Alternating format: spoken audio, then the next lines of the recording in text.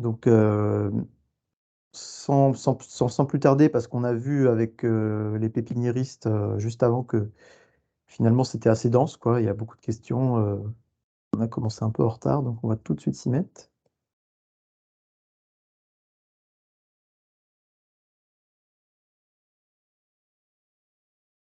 Ok, donc le thème un petit peu, donc aujourd'hui, je vais vous présenter le règlement bio, la base du règlement, ce qu'il dit au niveau des arbres, hein, parce que la mission de l'INAO, elle est avant tout réglementaire, d'expliciter la réglementation, fait le relais entre les informations qu'on a à l'Europe, notamment à la Commission européenne à travers le Committee on Organic Production, voilà, auquel on assiste, et avec sa représentation française. Et donc, elle fait le lien entre cette représentation et donc tous les acteurs de l'agriculture biologique, notamment représentés au CNAB. Donc, on a pour rôle notamment donc, de produire le guide de lecture, hein, le guide de lecture et la note de lecture matériel de reproduction des végétaux qui est disponible sur le site de l'INAO sur la page agriculture biologique, que je vous invite à consulter car elle peut vous aider dans votre métier, euh, dans le renseignement aux producteurs. Donc voilà, c'est vraiment notre mission, hein, d'expliciter la réglementation.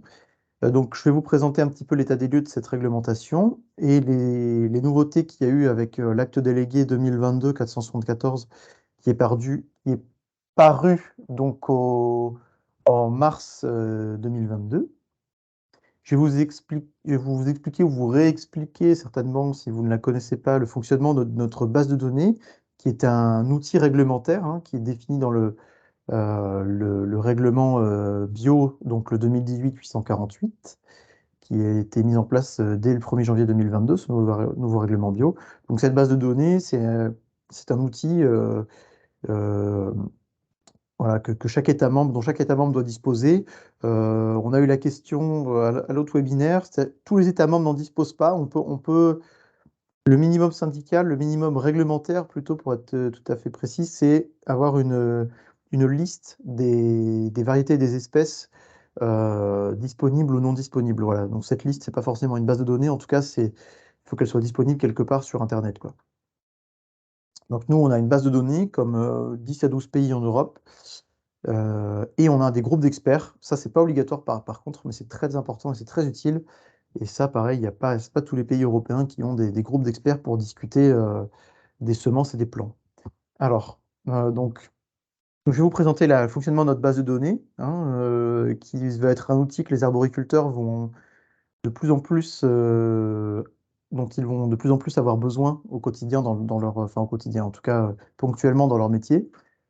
Et donc les évolutions de cette base de données en lien avec les plants, parce que jusqu'à maintenant, cette base de données, elle était plutôt destinée aux semences, et on se rend compte qu'il y a quand même des limites dans la manière dont elle fonctionne. Donc ces trois grandes parties, voilà, je vous propose de au moins dérouler la première partie.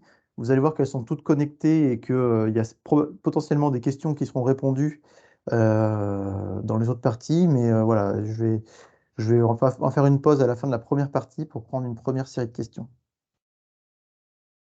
Donc, la partie au niveau de la réglementation. Donc voilà, notre règlement agriculture biologique, donc c'est celui-là, hein, 2018-848. Et si cela vous intéresse, hein, comme je vous invite à consulter euh, et à vous approprier la partie sur les semences et les plants qui est donc à l'annexe 2, partie 1. Donc c'est la page 78 du règlement. Et donc, voilà, dont je rappelle les références ici. Donc, évidemment, point 1.8.1, seul le matériel de reproduction des végétaux, donc matériel de reproduction des végétaux, vous avez la définition en bas. Ces végétaux et toutes les parties des végétaux, y compris les semences, à tout stade de leur croissance, qui sont capables de produire des végétaux entiers et destinés à cette fin. Voilà, donc ça peut être voilà, une bouture, une marcotte, une semence, un plant, n'importe quelle partie de végétal qui peut produire un nouveau végétal entier. Donc pour obtenir ce matériel de reproduction des végétaux, euh,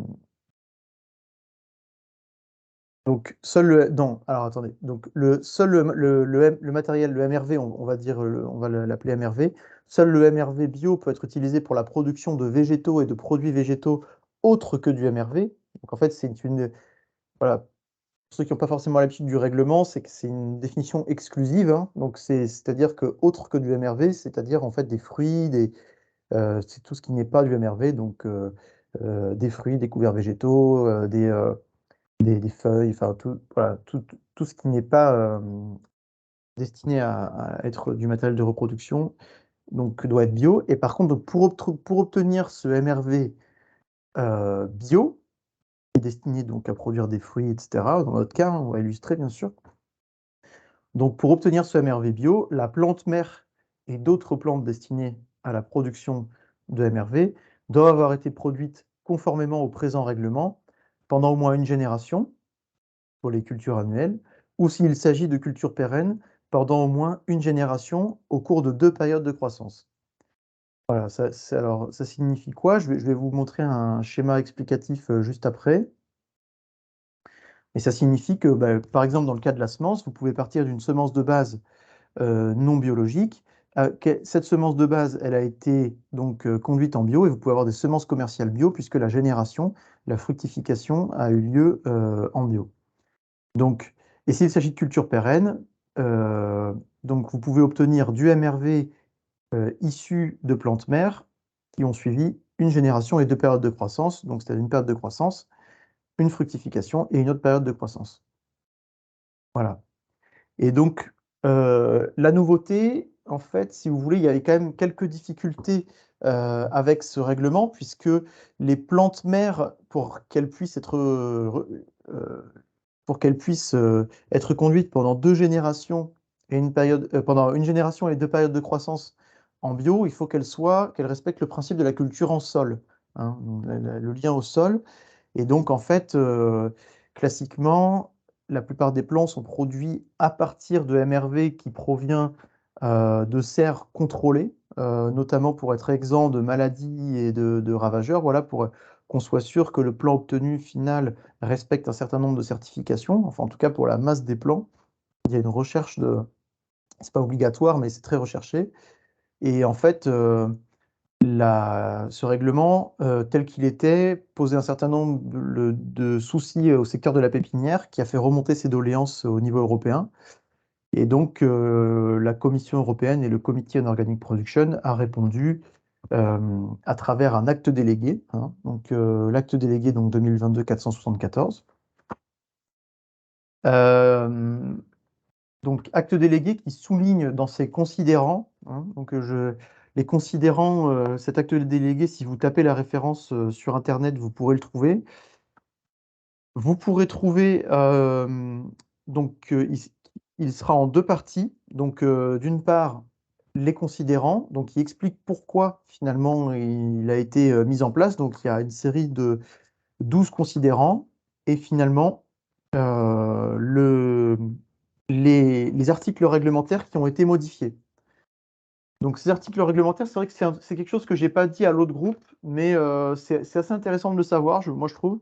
C'est quand vous prenez un règlement, première page, vous avez donc le règlement, la référence, et M1, M2, M3, M4, etc. Et en fait, ce sont tous les actes délégués qui sont venus mettre à jour, ça se voit pas trop, mais ce sont tous les actes, j'ai le flou. Ce sont tous les actes délégués qui sont venus mettre à jour le règlement. Et vous trouverez en fait cet acte délégué, c'est les modifications M11. Voilà. Je vous le dis parce que vraiment, c'est bien que chacun se l'approprie.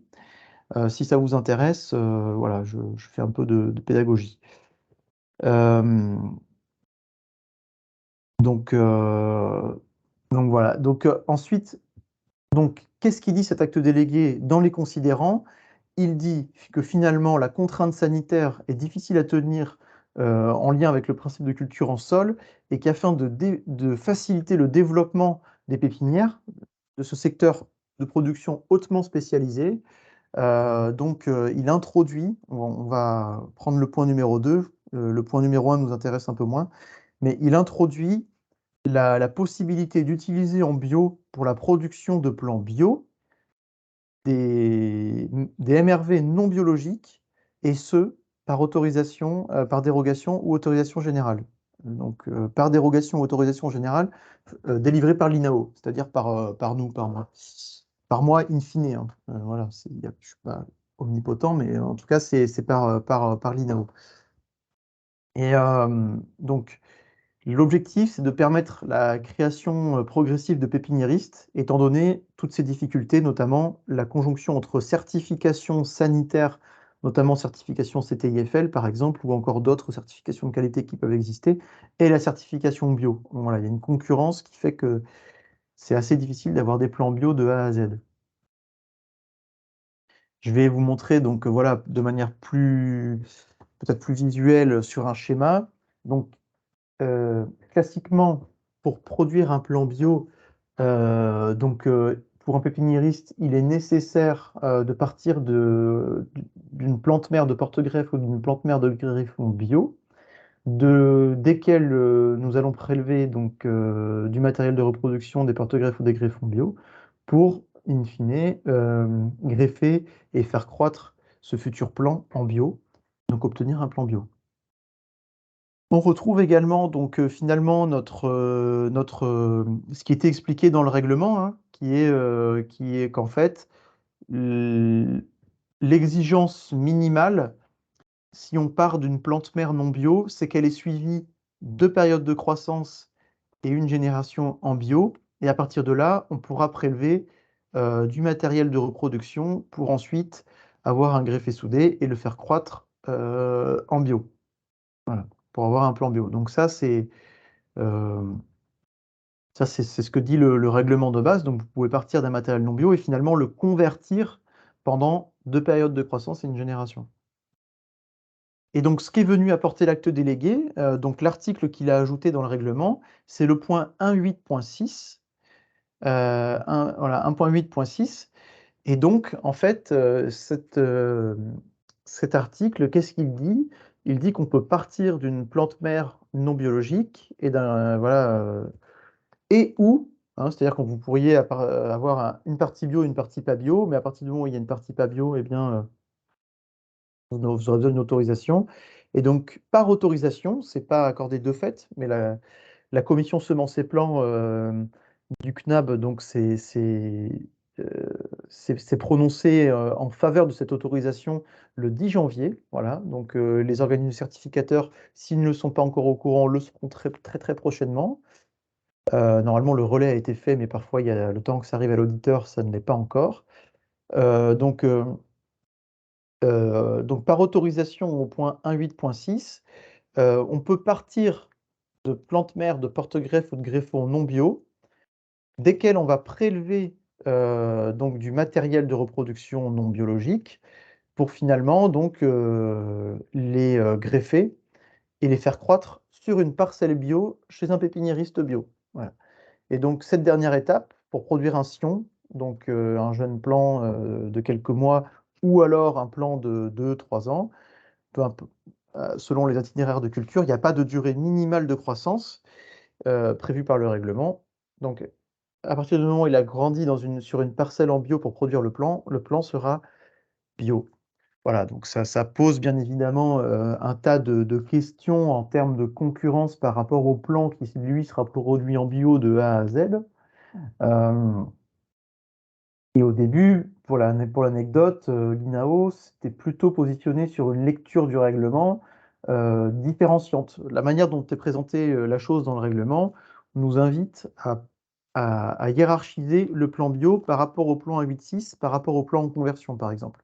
Et là, nous, on a posé la question, au début, on l'avait appelé plan produit en bio, plan PAB, et on a posé la question à la Commission européenne, comment finalement étiqueter ces plans 1.8.6, ce à quoi elle a bien confirmé et répondu que à la fin, nous obtenions des plans bio. Voilà. Donc même avec une seule étape de croissance en bio, les plans sont bien des plans bio.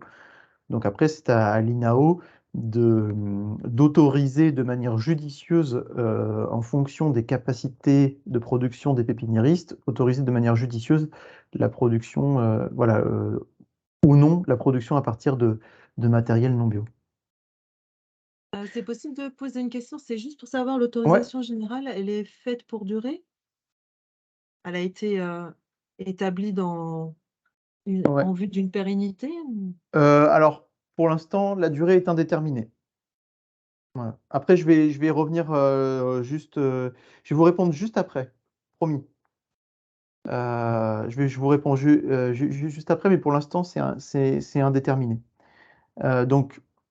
Donc au niveau européen, donc c'est autorisé. Donc on a deux choses qu'on doit réglementairement transmettre à l'Europe, hein. Donc la liste des espèces type variétés qui sont en autorisation générale et la liste des espèces type et variétés qui sont pour lesquelles il n'y a pas de dérogation possible. Donc c'est la liste que nous on a appelée hors dérogation.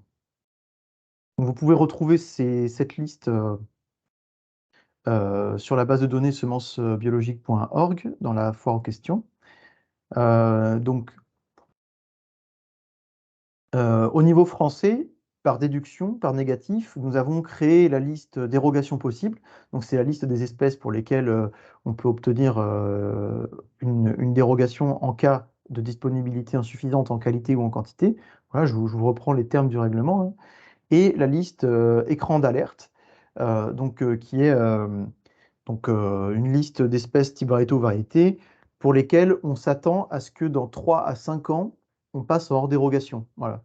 Et ça, c'est une spécificité française qui n'enlève rien au fonctionnement réglementaire, mais au contraire qui apporte quelque chose, qui apporte de l'information à la filière. Voilà, on a une série d'espèces en écran d'alerte.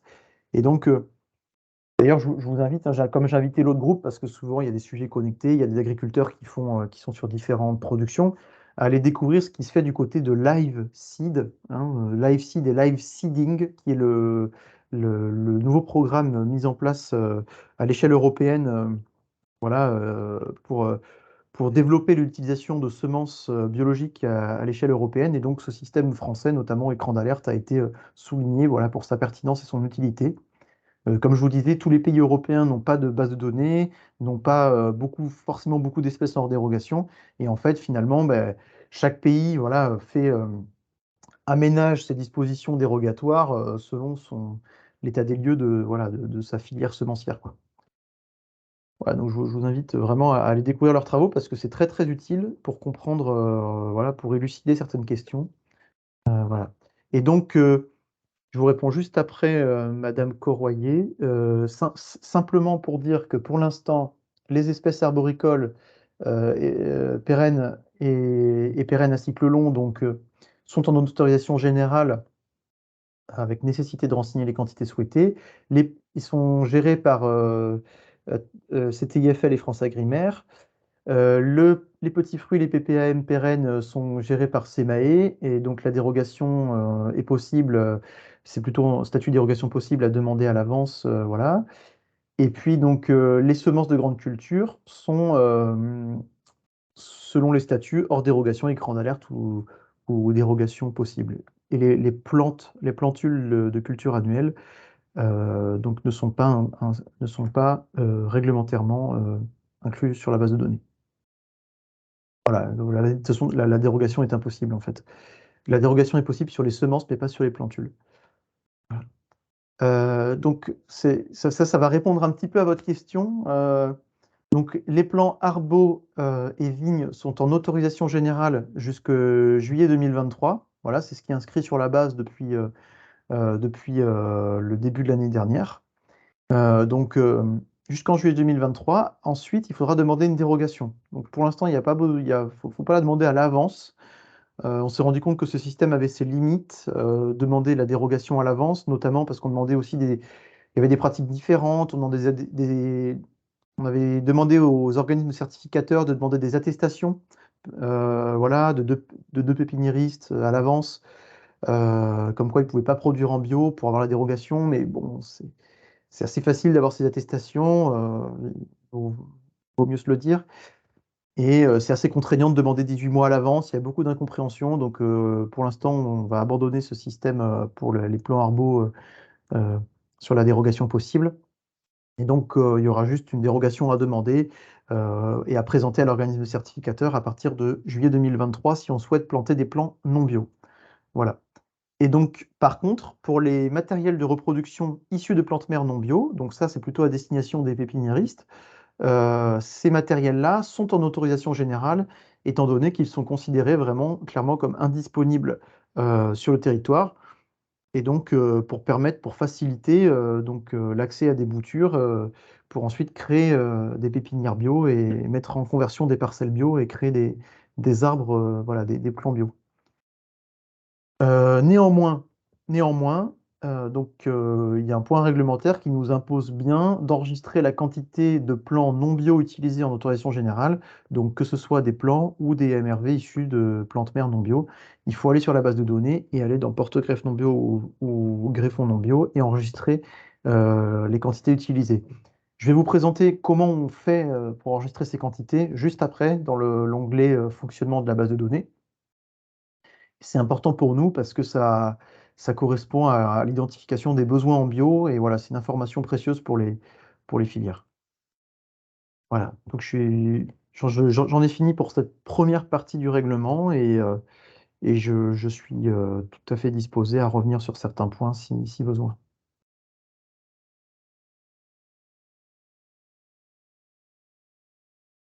N'hésitez pas à lever la main si vous avez des questions. Oui, juste une petite question là pour Oui, justement cet enregistrement des besoins. ouais. Ça, donc ça sera aussi une obligation à partir de juillet 2023. Et voilà, et vérifié par les OC, quoi. Même Alors, sans. alors, euh, alors l'enregistrement des besoins.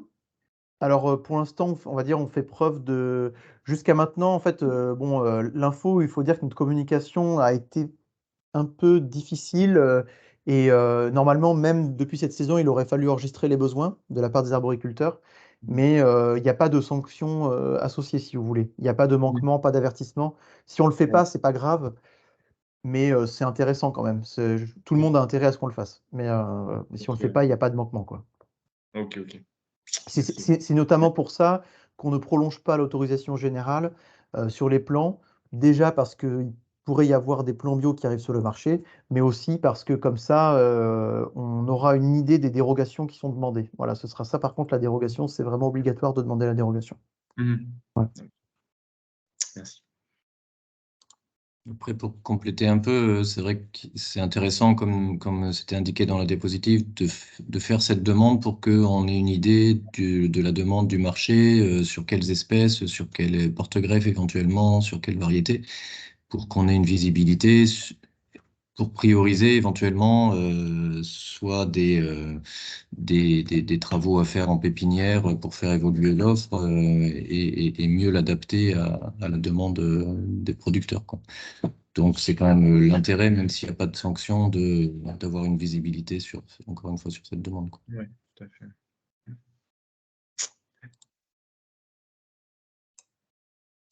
Moi, j'avais une question. Est-ce que vous pouvez repréciser ce que c'est l'autorisation générale en termes de démarche auprès de l'INAO? Je suis Ouais. pas sûre d'avoir.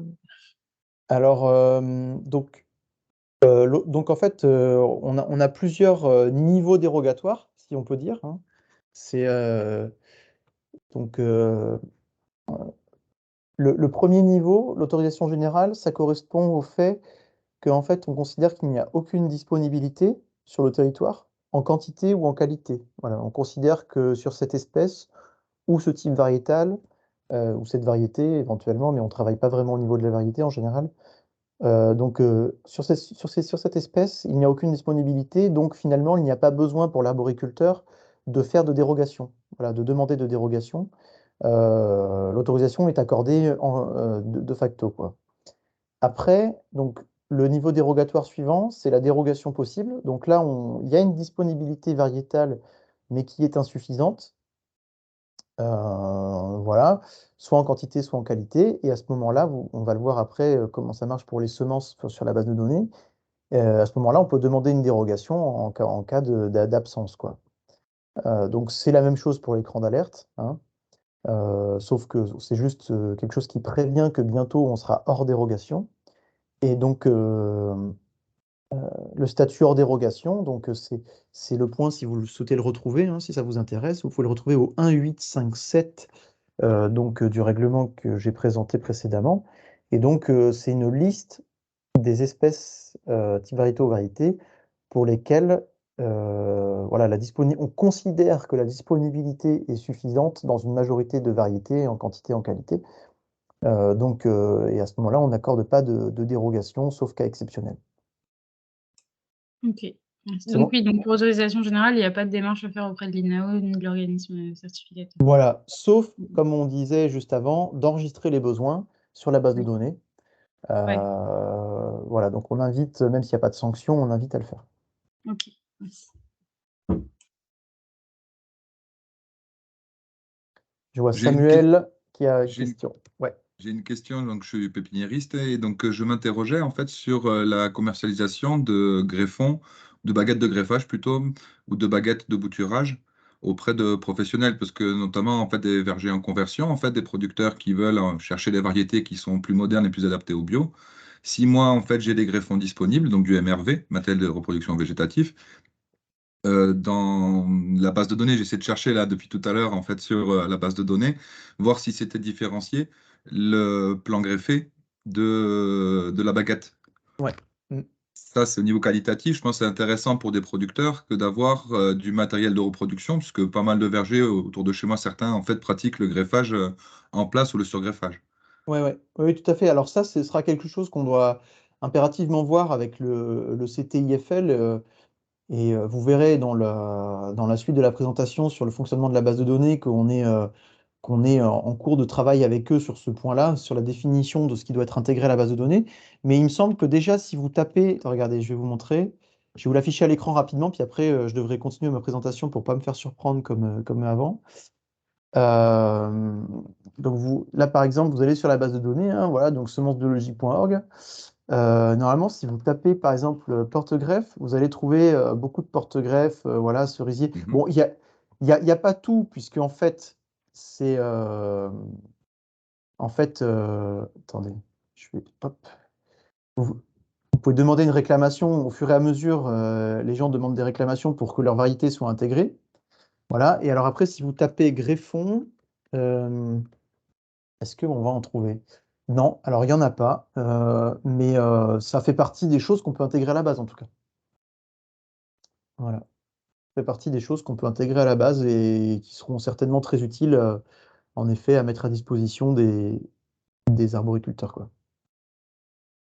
Et peut-être plutôt qu'une écriture libre, disons porte-greffe, greffon ou sion, il faudrait peut-être que la catégorie préexiste pour qu'on clique simplement, voilà, est-ce qu'on cherche un sion, est-ce qu'on cherche un greffon, effectivement, Ouais. donc la base de données prévoit ces différentes catégories plutôt qu'une écriture dans le champ. S'il faut à chaque fois retaper porte-greffe, ça va vite être pénible. Oui, oui, alors parce que bah, c'est vrai que la recherche principale, c'est espèce type variétale. Donc, et là, c'est vrai qu'on est sur un type de MRV. C'est une catégorie qui n'existe pas encore, quoi. Ouais, Donc, il le faut type de MRV est inclus dans l'espèce. Mais bon. Est-ce que je me vois bien un producteur, par exemple, de cassis ou groseille, en fait, qui a déjà sa production en place, pourrait tout à fait commercialiser des boutures, enfin des baguettes de bouturage à d'autres professionnels pour multiplier, quoi. C'est beaucoup, ça peut être très efficace et intéressant, quoi, de bouturer Oui, en oui, place. oui, oui, tout à fait, ouais. Mm. Et pour Ah le oui, non, mais greffage, idem, quoi. bah, on veut vraiment que ce soit un outil, c'est pas seulement un outil pour octroyer des dérogations, hein, c'est un outil pour créer un marché, pour mettre des gens en lien aussi, pour dire voilà, moi j'ai une offre, j'ai des boutures, j'ai des. Voilà. C'est intéressant à ce niveau-là aussi, Après, quoi. ça se fait de manière informelle, même si c'est la limite de la légalité, ça se fait de manière informelle entre producteurs, hein. D'obtenir des boutures. Deux baguettes à droite, à gauche, oui. Oui, oui, bah, Que ce soit j'imagine, des hein. arbos, que ce soit des pépiniéristes, il y a beaucoup d'échanges qui se font en dehors du champ du GVS, quoi. Ouais, ouais, ouais. Ouais, ouais. Et que ce soit des boutures bio ou pas bio? Ou Oui, de ce que d'accord, j'observe autour de moi, oui. très bien. Non, mais bon, ça, c'est difficile à contrôler en même Après, temps. les pépiniéristes bio que je connais sont quand même assez sensibles et ont leur verger de pied mère quand même, hein. je vous rassure. Ouais, d'accord. Oui, bah après, il y a toujours des failles hein, dans le système. Hein, on peut toujours. C'est pas... Ok, il y a d'autres questions? Oui, Claire du Gap des Côtes d'Armor. Si je comprends bien, ah mince, j'ai enlevé ma caméra, c'est quand même plus sympa. Si je comprends bien, si par exemple Samuel veut commercialiser des baguettes à des pépiniéristes, il faudrait que ce soit enregistré dans semencesbiologiques.org. Alors, il y a toute la question des certificats via le GVS, etc. Mais en fait, moi, je ne suis pas très au clair sur cette réponse. Pas forcément, en fait. Chacun est libre de commercialiser comme il le souhaite et d'acheter où il le souhaite. Ça va dans les deux sens. Par contre, dans le cas, en fait, l'objectif, c'est quand même d'utiliser du matériel bio, si vous voulez. Et donc, quand on utilise du matériel bio, on est libre de faire ce qu'on veut, de le vendre où on veut, si on vend du bio, ou de l'acheter où on veut, si on achète du bio. Après, c'est dans le cas où on veut obtenir une dérogation, on doit aller la demander sur la base, en fait, cette Ah dérogation. oui, ok. C'est le portail, on ne peut pas passer à travers, quoi. Voilà, faut aller sur la base. Et donc, à ce moment-là, on va faire la demande de dérogation sur l'espèce et la variété souhaitée, quoi. D'accord. Ça répond à la question, ouais? Oui. Ok. Merci. Oui, oui, Marc Miette, là, oui. Donc, je continue là-dessus, là, sur l'histoire des greffons, parce qu'effectivement, comme disait Samuel, il y a beaucoup de producteurs qui s'échangent des greffons à droite, à gauche. Donc, si, par exemple, bon, s'il n'y a pas la question, si ils arrivent à avoir des greffons bio, quoi, issus d'un producteur en bio. Par contre, si s'il arrive à avoir des greffons d'un producteur non bio, il va falloir qu'il fasse la demande de dérogation sur le site, mais il faut au préalable que le producteur en question non, voilà, non, oui, oui, pardon, je m'embrouille. Le producteur devra faire une demande de dérogation de greffons non bio. Alors, bah, c'est là que, pour l'instant, les greffons sont en autorisation générale, les greffons, les porte-greffes, donc il n'y a pas de demande de dérogation à faire. Voilà. Même Pour le à moment. partir de juillet 2023, À partir de juillet 2023, ce sera vraiment pour le plan, pour le le coup. plan. Ce Ok. sera, ouais, ce sera pas forcément pour voilà, le MRV destiné à produire du MRV, quoi. Enfin, du plan. Euh, Voilà. Après, et c'est là où ben, moi ça m'interpelle et je me dis, ben, en effet, si vous êtes disposé à produire un certain nombre de bois de greffage dans votre zone de chalandise, eh bien, il faudra retirer l'autorisation. C'est à nous d'être vigilants sur ce qui est possible de fournir quoi, sur le marché en bio. Parce que, on donne une autorisation parce qu'on considère qu'il n'y en a pas ou peu. Mais l'objectif, c'est quand même de retirer l'autorisation progressivement, quoi. Pour répondre un petit peu à Madame Coroyer. Un peu. Mais n'hésitez pas à préciser votre question, en tout cas, si vous voulez. Donc voilà, donc petit à petit, on remonte la filière, on gagne des étapes. Pour l'instant, l'objectif, c'est qu'on ait des pépinières finales en plan qui produisent des plants de manière assez massive. Parce que finalement, aujourd'hui, la situation, quelle est-elle? C'est que nous avons des producteurs bio qui achètent des plants non bio, qui soient en vigne ou en arbo. Et finalement, nous, ce qu'on souhaiterait, c'est petit à petit développer des pépinières, au moins au stade final, qui produisent des plants bio, et petit à petit retirer des autorisations si on arrive à produire des plants bio à partir de plantes mères bio, quoi. Voilà. Mais ça, c'est encore une autre étape. Et on préfère être pragmatique et dire on va faire au moins la pépinière plutôt que ne rien autoriser pour dire on veut absolument des plants, que tout soit bio, quoi. Voilà. Parce que de toute façon, actuellement, rien n'est bio, donc pas rien, très peu. Voilà. Bah, si vous voulez, s'il n'y a pas d'autres questions, je continue, je déroule. Euh, donc, le fonctionnement de la base de données pour les producteurs comme pour les pépiniéristes. Donc, actuellement, il y a un fonctionnement. On travaille directement avec SEMAE, hein. Historiquement, c'est eux qui ont pris en charge le développement de la base, financièrement et informatiquement. Donc on copilote la base, on est quand même maître d'ouvrage, mais c'est toujours une discussion voilà, pour que ça rentre aussi dans leur timing, etc. Et donc, eux, en fait, ils alimentent la base de données avec les espèces dont ils ont la compétence, hein, donc les semences de culture annuelles, et quelques plants aussi de petits fruits.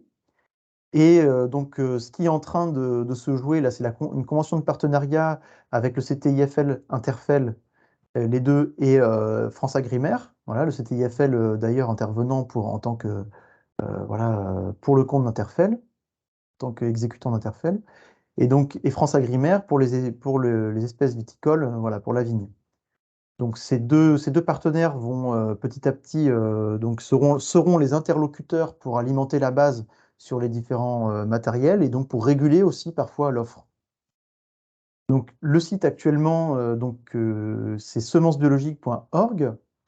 Et donc, très prochainement, le site sera appelé semenceplanbiologique.org. Voilà, avec une redirection automatique qui sera mise en place. Voilà. Oui, Désolée de vous couper, mais la filière cidricole, le CTIFL s'occupe pas du tout des plants cidricoles. Est-ce que ça a été envisagé? les plants cidricoles, alors, c'est des plants de pommier, quoi. Ah ouais, mais c'est pas les mêmes variétés, c'est pas le même matériel, c'est pas les Ouais. mêmes porte-greffes. Il me Enfin, semble qu'ils sont différenciés sur la BDD, sur la base de données. Il me semble Ouais. qu'ils sont parce différenciés. que non, ce que je veux dire, c'est que le CTIFL n'est pas Ouais. l'organisme qui gère la filière cidricole, quoi. Il Bah, gère le plan fruitier, fruits de bouche, mais pas pour la transfo. D'accord. Mais c'est intéressant, c'est un point. J'espère qu'ils nous feront la grâce de s'occuper des plants cidricoles, parce que en soi, c'est juste une gestion variétale, hein, et d'offres sur la base. Après, peut-être que ça. J'espère qu'ils vont se mettre d'accord avec eux. Voilà. Après, j'espère que ce ne sera pas une faille dans le système. Voilà. Je peux pas répondre plus que ça. Pour l'instant, par exemple, à titre d'exemple, hein, Semae, ils ont mis à jour des porte-greffes de vignes, des vignes, ils ont intégré une foulitude d'espèces et ils gèrent une foulitude de choses qui ne sont pas sous leurs compétences. Ils le font, j'allais dire gracieusement, hein, même si ce n'est pas sous leurs compétences, ils le font parce qu'ils comprennent bien que c'est utile pour tout le monde. J'espère que le CTIFL aura le bon sens voilà, d'offrir cette flexibilité pour tous les plants fruitiers. Voilà. Je sais pas. Pour revenir sur le CTIFL, est-ce que va pas y avoir une faille? Alors peut-être que je vais dire une bêtise. Il me semble pas que le CTIFL soit obtenteur de variétés, mais ils font de la recherche en tout cas, de la recherche variétale. Est-ce qu'il n'y a pas un risque en leur donnant la main sur le fonctionnement, sur l'alimentation de la base de données, bien que ce soit très utile, il faut un interlocuteur, je pense, qu'il y a un tri dans les variétés qui soient affichées?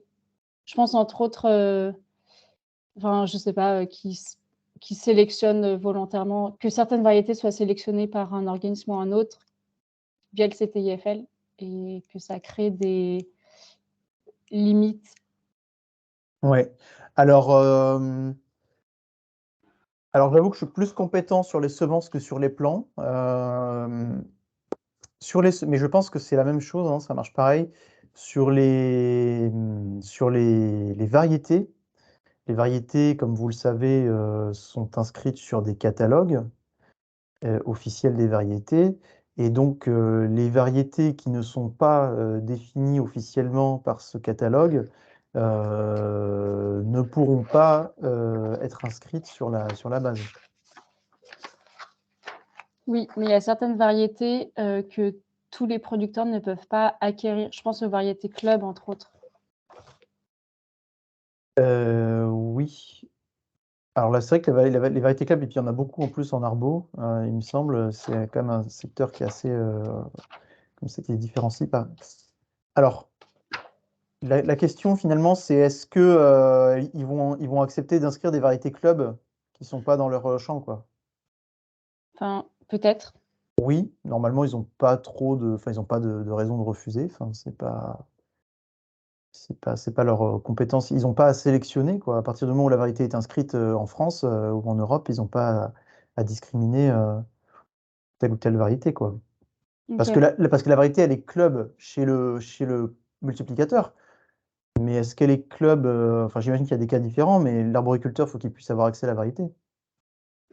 Bah, c'est justement le cas des variétés club, tout le monde peut pas y avoir accès. Mais peut-être qu'un conseiller plus expérimenté peut compléter. Enfin, moi, je suis pas assez calée sur les variétés club ou les variétés protégées, mais j'y pense.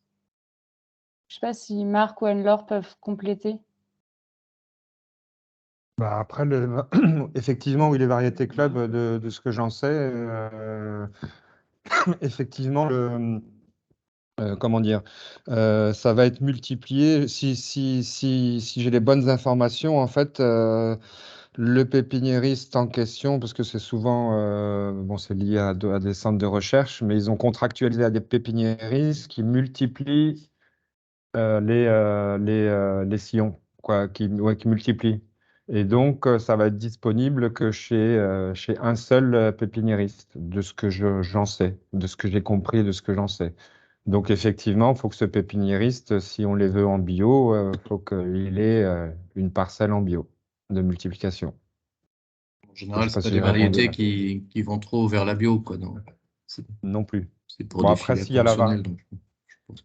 il y a la variété Juliette quand même qui est Et Juliette, référente. Ouais, il y a la Juliette qui fait partie des variétés bio, spécialistes bio et qui ont des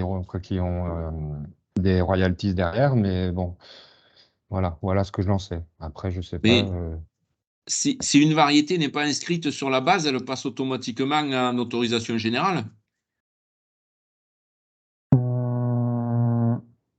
Oui, alors, bah après, oui, de facto, là, pour l'instant, une variété pour un plan final est en autorisation générale.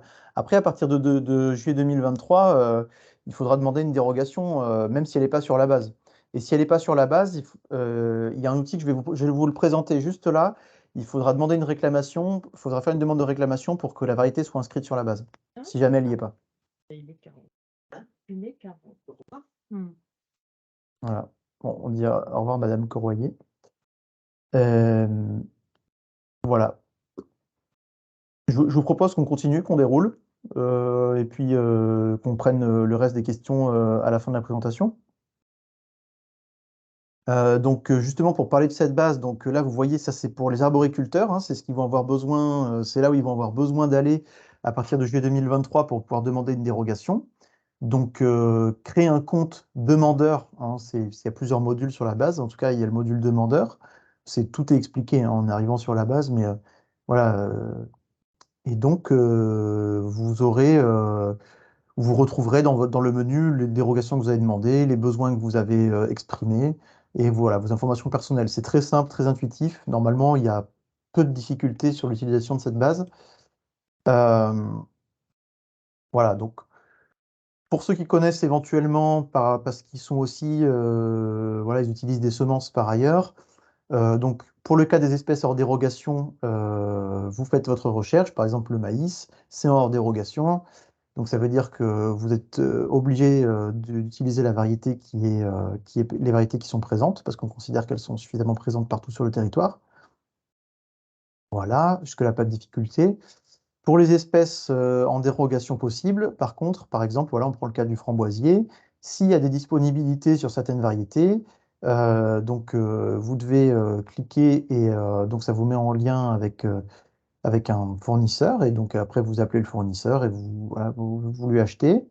Ou sinon, donc voilà, par contre, la base, je précise au cas où, mais la base n'est pas, il n'y a aucun paiement, il n'y a rien qui se passe sur la base, c'est juste vraiment un endroit un site internet qui permet de faire du lien entre les offres et aussi à nous de contrôler et à l'organisme certificateur de contrôler la disponibilité ou non pour contrôler la validité de la dérogation.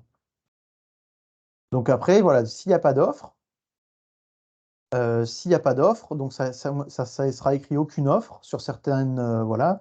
Donc là, il faudra cliquer sur afficher toutes les variétés Et donc, vous irez sélectionner la variété que vous souhaitez, dont vous avez besoin, parce que s'il n'y a pas d'offre, elles ne sont pas affichées de base. Donc, vous cliquez, et à ce moment-là, il y a un formulaire de dérogation qui apparaît. Enfin, vous cliquez sur la variété, à ce moment-là, vous cliquez sur Demander une dérogation. Il y a un formulaire de dérogation qui apparaît, et donc vous renseignez vos informations, la quantité dont vous avez besoin, voilà, si c'est des kilos, des nombres, etc. Et le motif dérogatoire. Voilà, motif dérogatoire, qui sont des motifs donc prédéfinis par le règlement. Vous validez votre demande et la dérogation, c'est important, c'est vrai que je ne l'ai pas dit à l'autre groupe, la dérogation sera validée pas en amont, mais au moment du contrôle. Et en fait, ce que regarde l'organisme certificateur, c'est que la dérogation ait été demandée avant la plantation et que les factures, par exemple, d'achat de plants non bio chez un pépiniériste correspondent évidemment à la quantité qui a été plantée. Voilà, c'est juste ça que regarde l'organisme certificateur, mais vous n'avez pas besoin d'avoir de retour de l'organisme certificateur pour planter. Finalement, s'il y a le contrôle, c'est le contrôle annuel qui contrôlera la validité de la dérogation. Encore une fois, si vous avez pu demander une dérogation, c'est que c'est indisponible, parce que s'il y a de la disponibilité, sur la base, c'est automatique, vous ne pouvez pas demander de dérogation. Donc, a priori, à partir du moment où vous avez pu demander une dérogation, la dérogation est valable. Voilà. Juste après, voilà, l'organisme certificateur contrôlera que ça corresponde bien en termes de comptabilité, quoi. Voilà. Et donc, pour les espèces en autorisation générale, donc, vous allez avoir le petit statut AG qui va donc être affiché. Donc là, il faudra afficher toutes les variétés, pareil, souvent, hein, parce que du coup, il n'y a pas d'offre, on considère qu'il n'y a pas d'offre. Donc, En poirier, il y en a en fait hein, sur la base de données. en poirier, il y en a? Ouais, ok. Ouais, c'est Bah, pépinière grange. Donc dans ces cas-là, par exemple, si moi je veux acheter une centaine de poiriers mettons, de William que je veux planter, mais que la personne peut m'en fournir que 30, ouais, comment je fais à partir de juillet 2023, on va dire. ouais.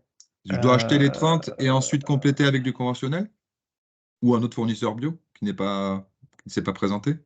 Euh, alors, c'est une bonne question. J'aurais tendance à vous dire oui. Habituellement, pour les semences, c'était géré, par exemple, l'agriculteur a vendu une tonne, il n'y a que 500 kilos. Bon, on va lui dire, il faut acheter les 500 kilos et vous ferez une dérogation pour 500 kilos. Après, c'est géré au cas par cas. C'est-à-dire que si vous avez besoin de 10 tonnes et qu'il n'y a que 500 kilos, bon, bah là, on va vous donner la dérogation de toute façon parce que vraiment, ça ne correspond pas. Vous voyez, et là, c'est vrai que c'est un arbitrage au cas par cas. Jusqu'à maintenant, sur les semences, c'était comme ça. Donc, voilà, c'est une bonne question. Moi, j'aurais tendance à dire qu'il faut utiliser ce qu'il y a disponible et après demander une dérogation pour le reste. Mais voilà, la logique, c'est ça. Ça peut donner une hétérogénéité s'il y a des lots différents bioconventionnels. Donc, un arboriculteur, ça peut pas forcément l'avantager d'avoir. Alors, ça peut lui permettre d'avoir une sécurité, c'est-à-dire que s'il prend tout en bio, il prend des risques peut-être en termes de reprise, de qualité, etc. Et donc, s'il prend à deux endroits, ça étale un peu les risques. Mais Ouais. ça donne aussi une hétérogénéité de comportement et donc un verger qui est pas homogène. D'accord. Là, je vois pas le porte-greffe. Hein. Oui, par contre, il n'est pas affiché, ouais. Porte-greffe, alors il faut taper porte-greffe. Non, mais oui, le porte-greffe. Ah oui, ce qu'est le porte-greffe du poirier, quoi. Ben Ouais. oui, parce que c'est un peu de la Bah oui, William oui. sur Ouais, un ouais. porte-greffe précis, quoi. Oui, oui, tout à fait. Ouais. Et ben, c'est vrai que ben, ça, c'est un truc, ça, c'est quelque chose qu'on doit mettre en place. Et là, bon, ils ont été un peu, ils ont un peu, comment, anticipé. Ils ont été un peu rapides sur la fourniture, c'est très bien. Mais ça, c'est intéressant. Moi, ça me fait penser que on pourrait mettre comme un champ obligatoire à renseigner. Voilà. Ah oui, c'est Ah obligatoire. oui. Quel est le porte-greffe? Oui, non, mais c'est évident. C'est Oui. sûr que même moi, quand j'achète mes plants, parce que j'ai mon petit verger chez moi en Dordogne, et ben, à la jardinerie, il n'y a jamais le porte-greffe et ça me saoule. Voilà. Alors que j'aimerais bien savoir. C'était rajouter le type de greffage aussi. Ouais. Si c'est un écusson, si c'est une greffe à l'anglaise, une greffe en tête. Ouais, ouais, ouais. Type de greffage. Ouais, ça pourrait être intéressant. Et c'est ça. Alors après, là où c'est délicat, c'est que c'est à double tranchant. C'est-à-dire que c'est intéressant d'avoir l'info, mais après, du coup, vous pourrez demander une dérogation à dire, ah bah non, moi je veux pas ce porte-greffe, je veux pas ce type de greffage, j'en veux un autre. Voilà, donc ça multiplie les combinaisons et ça multiplie les possibilités d'avoir des dérogations aussi, hein. Donc c'est Ah, une précision qui est bonne, mais en même temps, voilà. mais c'est inévitable, hein, on peut pas. Oui, non, mais Si on fait varier selon les porte-greffes, on n'a pas du tout le même berger, quoi. ouais, ouais, Pour ouais. le porte-greffe, tu parles. Ben Oui, oui, la sur le même porte-greffe, variété oui. sur un porte-greffe différent, on ne fait pas du tout le même berger, quoi. Tout à fait, tout à fait. Non, mais après, voilà, parce Oui. qu'après, je veux dire, plus on met de critères, plus on ouvre Oui, aussi par la les types possibilité de de déroger, greffage. quoi. Voilà. Et c'est, Oui, oui, parce oui. qu'après, en vigne, il y a une foulitude de clones, par exemple. Il y a des, donc voilà, ça peut aller loin, quoi. Mais voilà. Et tout à fait, après, on peut tout imaginer. Ouais. Après, si on veut inciter les pépiniéristes à saisir l'ordre disponible, plus on va demander d'infos, plus ça va être rébarbatif et donc pour eux, et donc ils vont moins le faire, quoi. Donc c'est vrai qu'il faut mieux mettre un minimum d'infos, mais qu'elles soient indispensables et obligatoires, comme le porte-greffe, bien sûr. Voilà, et type de greffage libre. C'est-à-dire au moins ça crée. À la limite, ça peut créer un contact. C'est-à-dire que le type de greffage, l'information n'est pas obligatoire, mais vous, comme ça, l'agriculteur peut prendre son téléphone, appeler et dire bah, qu'est-ce que vous pouvez me faire d'autre, quoi. Je ne veux pas ce type de greffage-là, mais j'en veux un autre. Et puis en général, il peut y avoir une discussion qui se crée. Enfin voilà, c'est aussi pour ouvrir des portes, hein. C'est pas fermé. Par contre, est-ce qu'il y a quelque chose sur la qualité du plan, enfin la grosseur du plan, qualité du plan, Je vais continuer ma présentation, si vous voulez bien.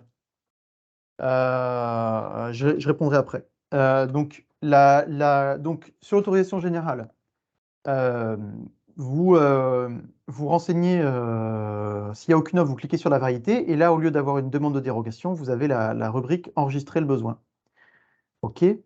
Donc, ça, c'est donc pour l'instant, c'est pour tous les plans, et à partir de juillet, ce sera seulement pour les porte-greffes et les greffons, en tout cas les MRV. Voilà, il faudra quand même passer par cette section. Voilà, donc pareil, enregistrer le besoin. Pour les fournisseurs, je passe rapidement parce que ça ne vous concerne pas trop. Il y a un module, pareil, il n'y a aucune offre. Vous pouvez faire une demande de réclamation, créer la variété, etc. Et dire, voilà, je peux livrer telle quantité, dans telle unité, à partir de telle date, dans telle zone. Voilà, c'est le module pour tous les fournisseurs. Voilà. Donc ça, de toute façon, le diapo il sera disponible après. J'accélère hein, parce qu'il est 11h50 et j'aimerais bien prendre plus de questions. Donc, rapidement, ouais, c'est difficile de faire ça rapidement, mais ce qu'on s'est rendu compte, c'est qu'en fait, il y a des difficultés techniques pour produire du plan bio. Donc, voilà, il y a le 1.8.6 qui est apparu pour produire des plans semi-bio, on va dire, hein. Certains n'aiment pas que j'utilise ce mot, mais c'est la réalité.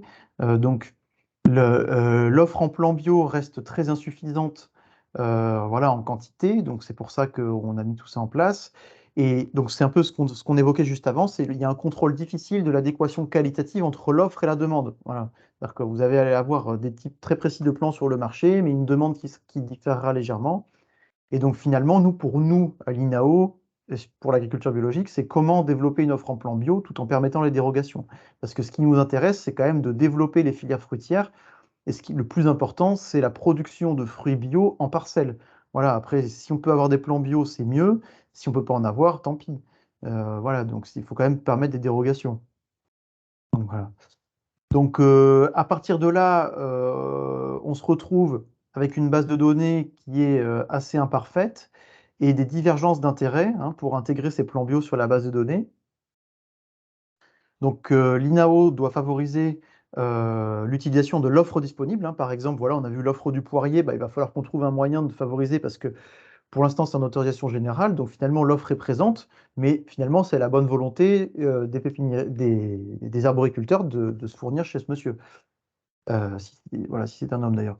Et donc, il y a chez cette pépinière. Et donc, l'INAO aussi a intérêt à contrôler la justification d'absence d'offre, hein. Une attestation d'un pépiniériste, c'est pas suffisant. Il faut qu'on puisse aller un peu plus loin dans le contrôle, hein, encore une fois, pour favoriser l'offre disponible. On se rend compte qu'on est face à des jeux d'acteurs hein, classiques, hein. Les pépiniéristes ont plutôt tendance à anticiper et à anticiper 18 mois à l'avance leur production pour savoir ce qu'ils vont mettre en production, voire même 2-3 ans à l'avance. Et ils ont intérêt à écouler, par contre, quand c'est au stade plan de 2 ans, il faut qu'ils l'écoulent dans l'année, quoi, parce qu'après, il sera trop vieux, ça correspondra plus au marché, etc.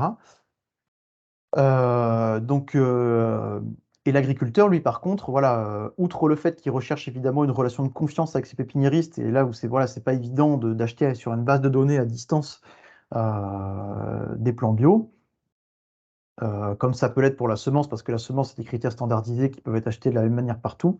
Voilà, acheter à distance sur une base de données, c'est pas forcément évident, parce qu'il y a la taille du plant, il y a le type de greffage, il y a tout un tas de... Et puis il y a la qualité du travail, certainement, voilà, la beauté du plant, comme on pourrait dire, qui joue beaucoup. Et l'agriculteur, il cherche aussi à surveiller finalement les nouvelles variétés performantes et à acheter au dernier moment. C'est-à-dire 3, 4, 5 mois avant la plantation, des variétés qui viennent de sortir et qui sont intéressantes. Et aussi, il a des aléas de trésorerie, ce qui rend difficile l'engagement à long terme, quoi. Prévoir 18 mois à l'avance, c'est pas forcément évident, puisque la situation peut vraiment évoluer selon les conjonctures de marché. Donc finalement, aujourd'hui, on est sur un mode boutique, hein. Donc la base de données, elle est en mode boutique, avec des offres en temps réel qui sont disponibles, à partir desquelles on peut demander des dérogations. Ce système, il paraît mieux adapté aux semences, hein, pour toutes les raisons qu'on a déjà évoquées. Et donc, l'un n'empêche pas l'autre, hein, on peut avoir les deux modes de fonctionnement en parallèle, mais on est en train d'imaginer, nous en France, hein, c'est pas les autres pays européens mettent en place les choses. Et encore une fois, pour développer le plan bio, pour développer les interactions, les marchés, et pour bien s'assurer de cette offre qualitative et quantitative, hein, c'est des points réglementaires, on réfléchit à un mode appel d'offres, hein, donc une mise en concurrence des offres à travers la base de données, avec l'INAO et les organismes certificateurs qui sont finalement le prolongement de leurs bras, qui peuvent contrôler les dérogations. Ça permet de créer un marché aussi pour les pépiniéristes parce qu'ils ont accès finalement à des demandes d'arboriculteurs massivement sur la base de données régulièrement. Par contre, ça ne permet pas de répondre, comme inconvénient, ça ne permet pas de répondre à la problématique de la confiance, n'est-ce pas? Et donc, parce qu'on ne peut pas forcément voir le plan, après on peut toujours être libre d'appeler, d'envoyer des photos, de dire, de se mettre d'accord sur des lots, etc. En tout cas, ça rend plus difficile la problématique de la confiance. Et donc, voilà, avec des modes de production très variés selon les espèces. Par exemple, une contractualisation un certain nombre de mois à l'avance, une demande un certain nombre de mois à l'avance qui va varier, parce que toutes les espèces, si c'est greffage sur table, greffage en place, greffage, voilà, il y a des difficultés différentes. Voilà. Donc, par exemple, ça se matérialiserait comme ça. Un arboriculteur demande de la Juliette. Encore une fois, bon, j'ai pas changé mon diapo, mais c'est pas vraiment un bon exemple parce que c'est une variété club, mais voilà, bien qu'elle soit emblématique en bio. Donc, il demanderait 12 à 18 mois à l'avance, par exemple, sur la base, il ferait une demande à un arboriculteur, je veux 100 plants de Juliette. À ce moment-là, il y a 2 pépiniéristes qui seraient référencés, il y aurait un certain nombre de pépiniéristes qui seraient référencés sur la base, qui auraient déclaré je produis du pommier, du poirier, etc. Je produis tel type de variété sur tel type de porte-greffe. Une demande leur est envoyée automatiquement, selon ce qu'ils ont déclaré. Ils répondent chacun répond à l'appel d'offres de manière anonyme ou non, ça reste à préciser. Et donc, à partir de ce moment-là, l'agriculteur pourrait accepter ou refuser cette offre. Il serait bien évidemment toujours libre de n'accepter aucune offre et de trouver des plants bio ailleurs, hein. L'objectif, c'est d'utiliser des plants bio. Ça, c'est vraiment pour faciliter un marché, hein, et on se rappelle pour obtenir une dérogation. Mais de base, si on ne veut pas passer par tout ça, on est tout à fait libre d'aller chercher des plants bio ailleurs, hein. Et d'ailleurs, nous, on invite à contractualiser et on invite tous les pépiniéristes, y compris les conventionnels, à convertir des parcelles et à créer des plants bio, voilà, même à partir de plants non bio, quoi. À partir des plants de pain non bio. Voilà. Donc, en cas s'il n'y a pas d'offre sous 2 mois, donc on pourrait obtenir une dérogation. J'en termine le plus rapidement possible. On a réfléchi à tout ça avec la commission semences et plants du CNAB. On a réfléchi à des cas différents, hein. Donc, par exemple, on demanderait 18 mois à l'avance. Voilà, par exemple, le 1er juin. S'il y a une offre dans l'année eh bien, on est obligé de l'accepter, hein, voilà. Et donc, si l'offre n'est que pour l'année d'après, eh bien, tant pis, on doit renoncer à la plantation et la dérogation n'intervient que pour 18 mois plus tard. Par contre, voilà, ou alors, deuxième cas, s'il n'y a pas d'offre, mais que l'offre est pour l'année prochaine, eh bien, on doit accepter l'offre de l'année d'après. Ou alors, troisième cas, donc s'il n'y a pas d'offre du tout sur 18 mois, donc la dérogation est possible si aucune proposition n'est formulée par des pépiniéristes dans les 2 mois après la demande. Voilà. Et la proposition de la commission Semences et Plants du président, c'était finalement de se dire, ben, pour commencer ce système, pour essayer, on a vu les divergences d'intérêts, certains ont intérêt à anticiper, d'autres à écouler leurs plans, voilà, et les agriculteurs plutôt à voir au dernier moment.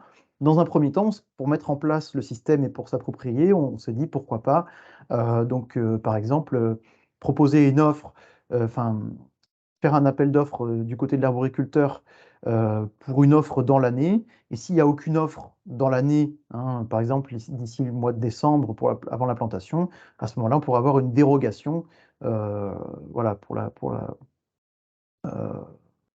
l'année d'après. Voilà. Donc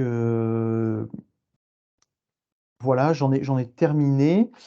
Et je suis tout à fait voilà, disponible pour répondre à toutes vos questions. C'est une version de travail, hein, on a encore beaucoup de choses à développer et je glane les remarques pour perfectionner un petit peu toutes ces propositions. Je vous remercie.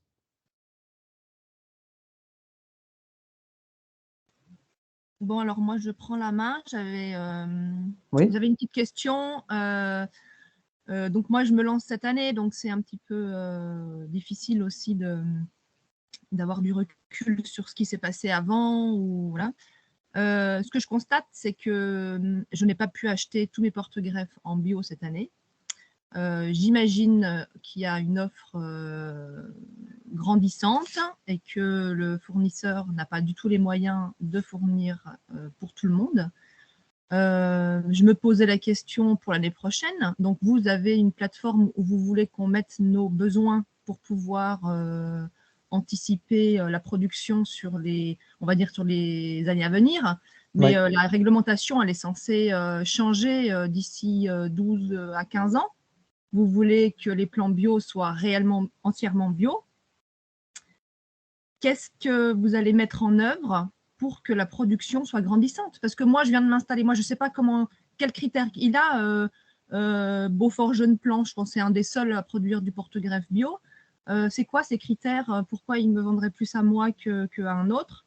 Si je suis une dernière arrivée, peut-être que sur les 10 années à venir, je n'aurai pas priorité sur les porte-greffes. Donc, je suis condamnée à travailler avec du porte-greffe non bio. Et donc voilà, mais qu'est-ce qui va être mis concrètement en œuvre sur les 15 prochaines années pour que la production soit grandissante?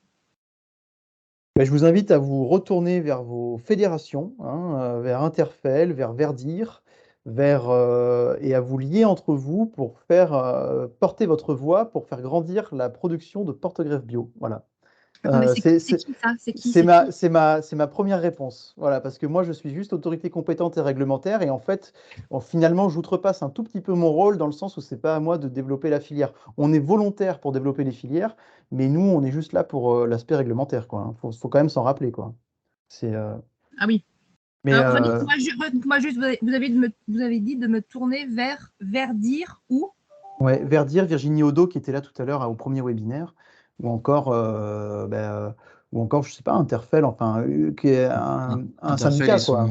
Interfel, ils sont plus vers l'aval, et Verdir, c'est le nouveau nom de la FNPHP, donc c'est la fédération des pépiniéristes, surtout horticulteurs, mais bon, ils ont quelques pépiniéristes fruitiers.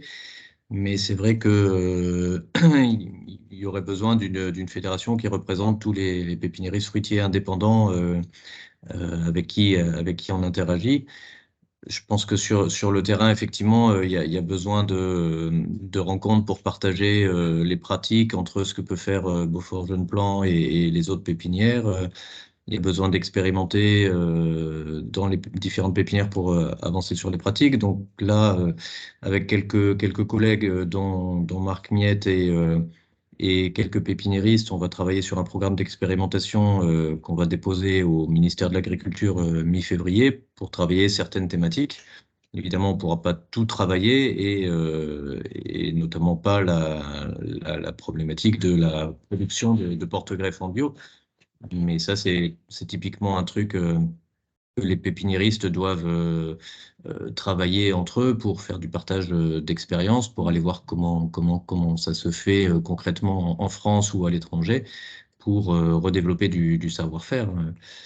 Et ça, effectivement, c'est un travail à organiser entre pépiniéristes. Nous, on va plutôt travailler sur des thématiques qui posent problème. C'est comment on gère l'enherbement au pied des arbres, comment on gère des problématiques phytosanitaires en bio, donc pour remplacer des fongicides, des herbicides. Comment on améliore la fertilité des sols dans les pépinières, parce qu'il y a souvent des problématiques de fatigue de sol, donc de replantation et de foncier qui vient manquer. Donc ce genre de thématiques qu'on va essayer de travailler avec l'INRA sur des aspects de biologie des sols. Mais voilà, le champ est tellement grand qu'effectivement, on a 15 ans et ça suffira peut-être pas pour régler toutes les problématiques qu'on a en pépinière bio, quoi. D'accord. Moi, j'ai déjà demandé à BJP si je pouvais faire un stage chez lui. Et je me dis qu'à terme, j'ai envie de produire mes porte-greffes. On n'est jamais mieux servi que par soi-même. C'est peut-être le meilleur moyen. Tout à fait, oui.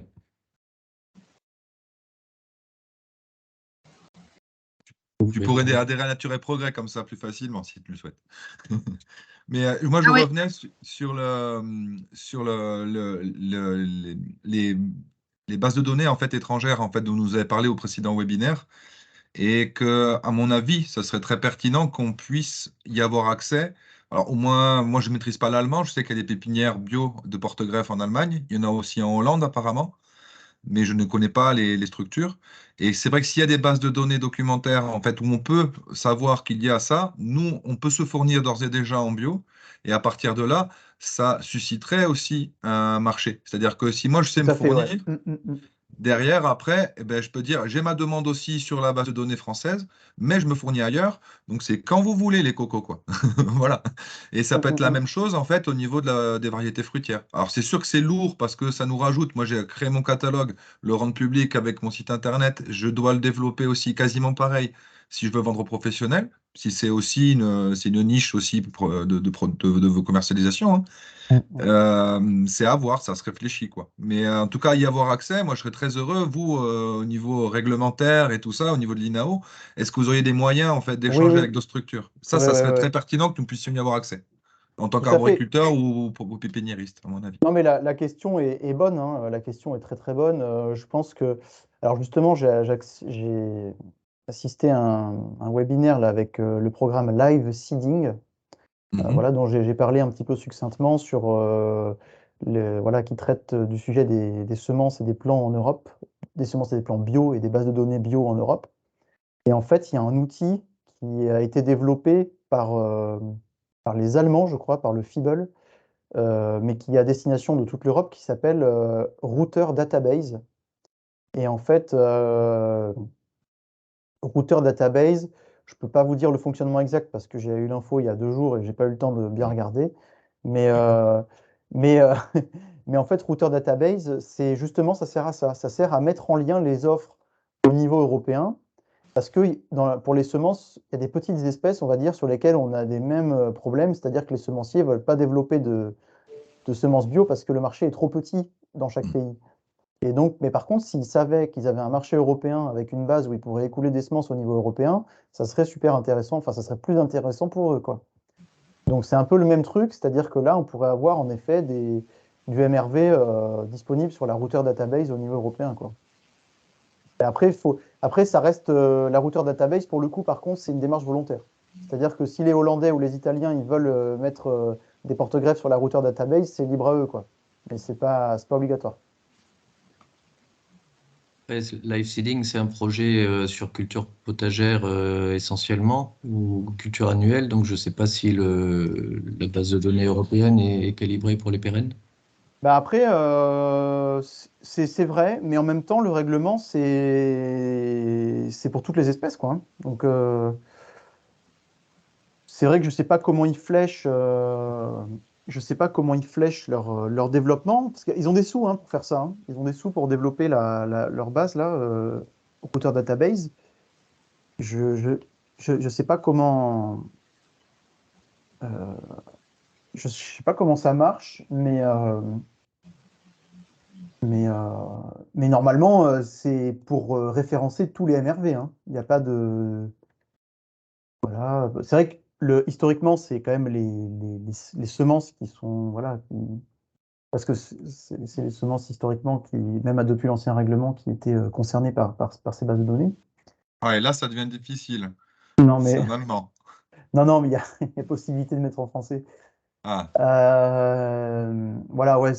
En fait, Organic Xseed, c'est l'interface que les autres pays, que la plupart des pays germanophones, enfin liés du monde germanique, voilà, néerlandais, ils utilisent Organic Xseed. C'est Fibel, c'est développé par le Fibel, un institut privé de développement de l'agriculture bio.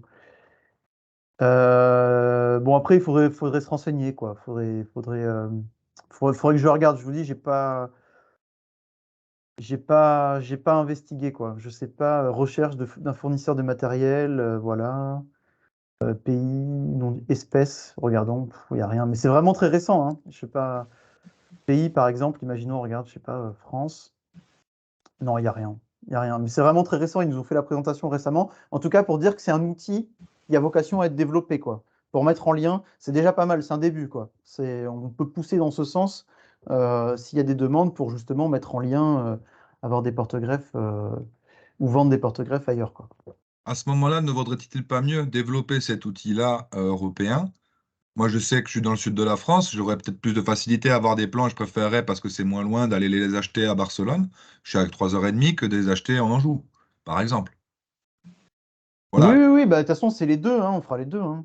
Et Parce après, que ça risque de faire doublon à terme, quoi. après, ouais, routeur database, là, on est vraiment au balbutiement, hein. Là, moi, je peux pas trop me positionner. C'est quelque chose, c'est une démarche volontaire. On pourra pas faire de dérogation sur la base des disponibilités sur routeur D'accord. database. Donc, par contre, on pourra, voilà, transcrire ce qu'il y a dans routeur database au niveau français, ça je sais. Voilà, avec l'avantage que, vu que c'est Organic Xseeds, ceux qui sont déjà sur des bases de données Organic Xseeds, il y aura un transfert automatique. Nous, il faudra que CMAE ou le CTIFL ils fassent le transfert de routeur database sur la base française, quoi. Ok, ça sera Donc, ça, fait, d'accord. donc ce sera un boulot en plus, Synchronisation. quoi. Ouais. Il Hein. y aura des synchronisations, mais quand le routeur sera suffisamment installé, quoi. Ouais, voilà, ouais. Mais c'est vrai que en tout cas, c'est des problématiques importantes, quoi. Ouais. Voilà. Donc, en tout cas, bon, on arrive à la fin, mais on sera toujours disponible, hein, pour des questions. Moi, je suis toujours preneur, hein, si vous avez. Nous, il y a un dispositif à l'INAO qui s'appelle la fiche recueil de questions. Voilà, si vous voulez interroger la commission semences et plants ou le CNAB, vous pouvez remplir une fiche recueil de questions. Elle est disponible sur le site, sinon on peut vous la transférer.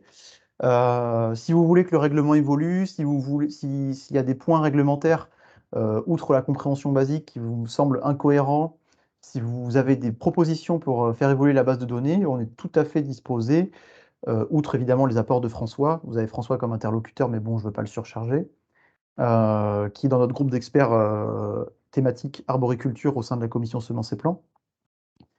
Outre ça, vous pouvez directement poser une question à l'INAO et faire des propositions pour notamment voilà, intégrer tel type ou tel type et justifier, voilà, sur la base du règlement de tout ce que vous savez, justifier pourquoi est-ce que vous pensez que ce serait mieux de faire ça. Voilà, c'est un outil qui existe voilà, parce qu'on ne pourra pas répondre à toutes vos questions, mais en tout cas, officiellement, on peut examiner vos demandes comme ça, quoi.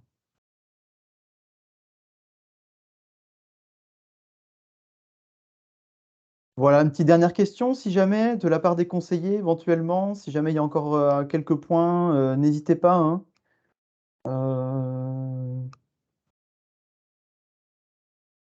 Voilà, vous voyez que il y a quand même beaucoup d'enjeux qui sont au final sur la pépinière, hein. C'est quand même la base du plan, donc. Oui, c'était juste pour aller dans le sens, moi, effectivement, de l'importance du porte-greffe dans le choix du matériel végétal, quoi. Et puis justement, comme pouvant être comme un motif de dérogation, de demande de dérogation, voilà, si Oui. effectivement, ça peut vraiment être un bon critère de choix. Ouais, oui, sur le porte-greffe, dans le choix du plan, oui, je pense que c'est évidemment, bien sûr, ce sera un critère pour obtenir une dérogation, le porte-greffe. Ok, merci. Merci beaucoup. Voilà. Ouais, après, il y a peut-être cette diapositive là avec les 4 options. Je suis pas sûr que pour les gens qui vont utiliser le diaporama, enfin tomber dessus et puis reprendre le Ouais, webinaire en ligne, que ce soit c'est un très petit clair. peu, ouais.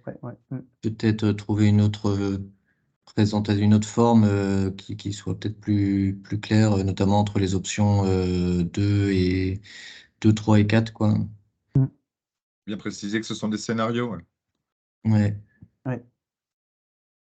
Parce que là, c'est une demande, effectivement, 6 mois minimum avant livraison, mais il peut y avoir plein d'autres cas de figure où l'arboriculteur n'anticipe pas suffisamment. C'est vrai que c'est pas évident à mettre en forme pour prendre en compte toutes les configurations possibles, mais Ok, ouais. Bah, je vais essayer d'y réfléchir. Bah, déjà, peut-être la diviser en plusieurs diapos et voilà, ce sera peut-être plus clair. ouais.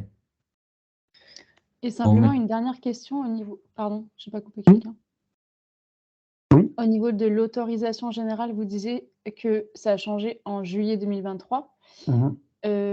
Pourquoi juillet 2023? Enfin, qu'est-ce qui fait dire qu'il y aura davantage de MRV sur le marché à ce moment-là? Puisque depuis tout à l'heure, on dit que les pépiniéristes, que les pépiniéristes n'ont pas assez pour fournir tout le monde. Alors en fait, juillet 2023, ça avait été mis début 2022.